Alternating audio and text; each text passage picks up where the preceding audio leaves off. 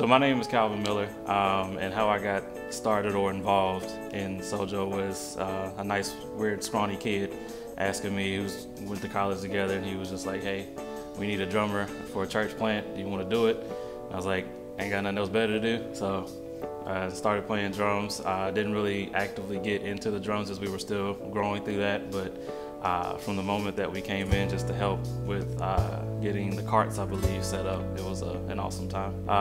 Fell in love truly with the full family environment. Honestly, for me, first looking in, nobody looked like me, but that didn't matter the first time I walked in the door. So it was just always, it felt home.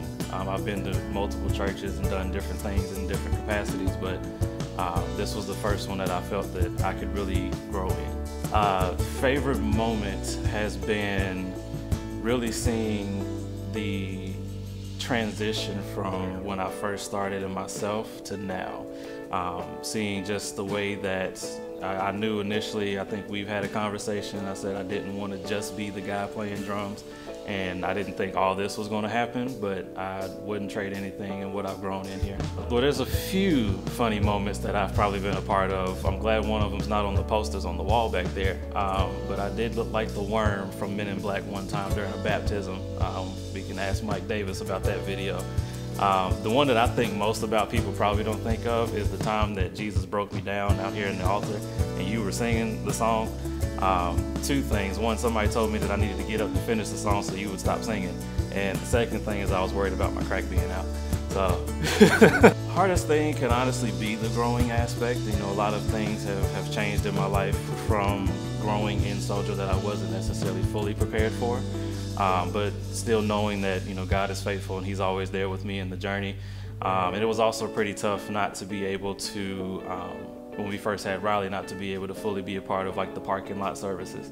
Would have really loved to have been a part of that, but she was young and COVID was going on, so we wanted to be safe. But I always felt connected even when I was away. What has kept me here is not just the family environment, but it's the fact that it feels like home. And this is probably the first time, I know most, you know, growing up as a kid, you always hate when your parents drag you to church. This is the first church that I've been a part of that I feel weird if I'm not here. My dream for this church would actually really just to continue to see the mission that we have set forth come to fruition.